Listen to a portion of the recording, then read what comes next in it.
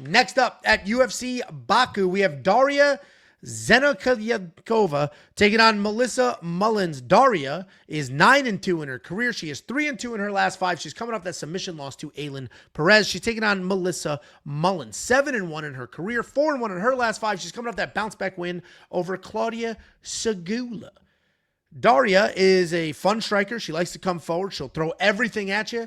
She's got big, heavy 1-2s. She'll follow that up with just a kick to the body. She's got heavy knees. She'll throw things in clinches. She loves to just walk people down. She'll outwork people. Everything she throws is with intent. She has no issues whatsoever with a firefight, but she has absolute issues with wrestlers because she can't defend a takedown to save her life. She's taking on Melissa Mullins. Melissa Mullins is a pretty powerful striker. She's got some accuracy as well, and she's got very good composure considering she doesn't have a lot of fights. Her offensive striking is clean. It can be impressive, but she's got no head movement whatsoever, and she can be hit.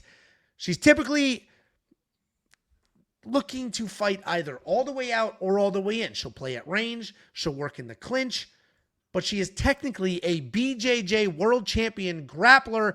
You haven't really seen much of it. And before you tell me, well, she used that grappling to beat Darya, that was a very long time ago. This is a rematch. She was losing the striking, then ended up getting a takedown and won the fight because of the grappling.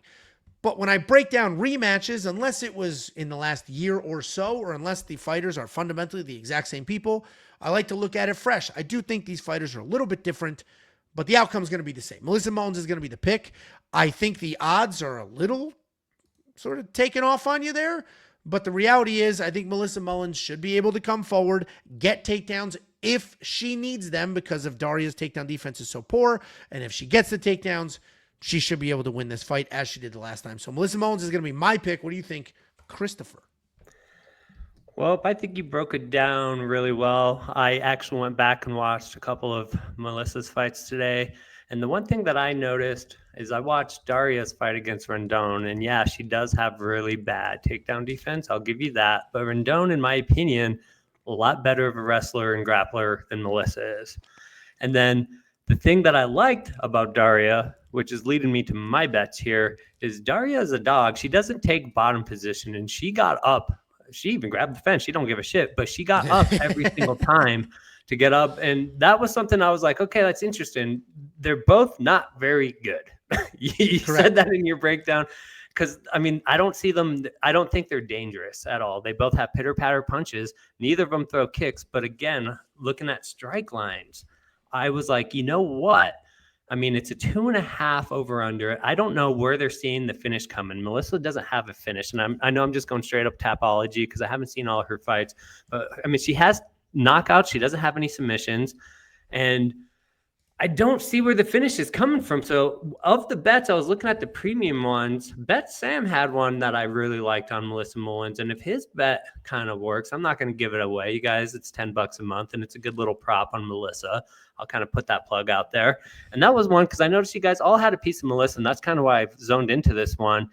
And if she can keep it up, and both of them are just kind of like this, and to have a strike line of 29 and 35, where we've already seen Melissa have a ceiling in fights that weren't very good. You know, she hit mid 50s, and same with Darya. And I'm expecting more of the same. I don't see her because she's not going to wet blanket her. You know, she's not going to take her down and just wet blanket her for 3 rounds and then get the decision. She'll maybe get a takedown, but her takedown sucked. I mean, I wasn't impressed with anything. I think Melissa easily wins this. And the other thing I think that she has is that Darya, and this might be a stupid take, but Darya is so pale that she wears damage and red, bad. Man. Like, it does not take much for her to get punched, and she just, and her face just looks beat up. And I don't know if that's really going to affect the judges. But for me, I know I'm going to ride both of their strike lines on over. And what I'm hoping for is like sites like BetOnline, because I know all the fantasy sites are already out. BetOnline will drop there tomorrow. And a trend I've noticed that I've seen with BetOnline is they might be a little higher than the fantasy sites. So while it's 35 and 29, they might put out something like maybe 38, 40, and 33 or something like that and juice it under. And if they do, I'm okay with that because I'm going to take the plus money on the above because I think both of these girls get to 50, possibly a lot higher than that. Because when you think about it, 10 strikes per round, if we're expecting this to go 3 rounds with Darya, dude, that's easy. I mean, those are some shitty ass. I mean, again, I don't know how they're going to, because we're in a new place and that does matter. So sometimes it's kind of worth noting and paying attention to the first fights to see how like they score significant strikes, because some places score it differently. It's all a guy with a pen just clicking it. Literally. But for the most part, clicker. Yeah, exactly. And for the most part, it's just like, that's going to be my lock, because I'm taking these two both to go over. I'm not sure how I can't play DFS. Like, I can't do the prize picks or underdog here. But if I could, I know you can take, I don't know if you can take both fighters and do their overs, but if you can, that's a great correlation play right Underdog there. lets you, but prize picks does not. So a couple of things there. One, you are wrong in Melissa finished Darya when they first fought. She TKO'd her on the ground. So that's why they don't think this is necessarily going to go to a decision. That's why the decision prop is juiced. But with that being said, that was 3 years ago.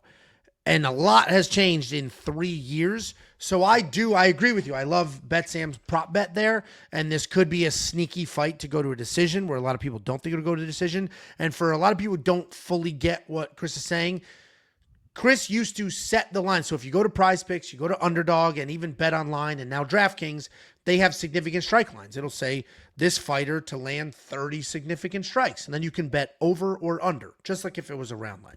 Chris used to set those lines for a living. That's what he did for his job, is make those lines. So now he just attacks those lines anywhere he can see him and anywhere he can find him. So it sounds like you think both of these women, the lines are low, probably because the first fight was a finish and they're expecting it to go that way again. So you like the over.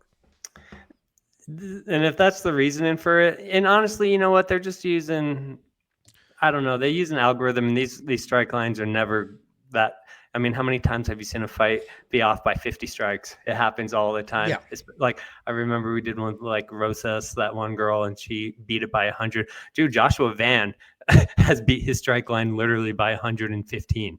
So it's like they're not very precise. This isn't like, an NBA total or an NFL game total. So I think these are very weak, hence why Bet Online kind of limits you to doing $100 per bet, because they know better. They know they're not going to let you draw big money, but you know what? DraftKings lets you bet these now, and they let you do a lot more than $100.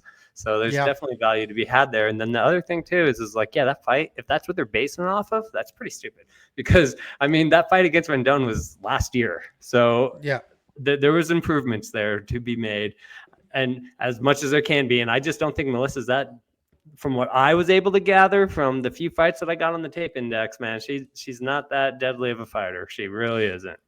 No, I agree. She's got a couple of, she does have some finishes, but it's a lot of, it's a lot of regional fights. There was some ground and pound. She obviously finished Darya, but if you do watch that fight, she was getting lit up on the feet, which is why she needed to get it to the ground. That was 3 years ago, and Darya is obviously well prepared, hopefully well prepared. She's at least not going to be caught off guard or surprised. So I wouldn't be shocked if this fight went to a decision. The over on the round could be cool. That fun prop bet of Melissa to win by decision could be quite the payout, or the over on the strike lines. If you guys want to check out any of the bets we already have on this fight or any other fight for this card or the next three, go to WeWantPicks.com. It's only $10 for an entire month, and you can unlock every single pick, bet, and tool, the artificial intelligence, everything that we do for an entire month. That'll get UFC 317 and UFC 318. Any other parting words for us here? Is there another fight you wanted to break down? No, dude, I'll let some other people get a chance to see. You got some guys in the comment here. Always a pleasure jumping on and catching up. And like I said, hit me up next time when you're in town. Love to meet up with you again. Yeah, I'll be there next week, so I'll shoot you a text when I'm there.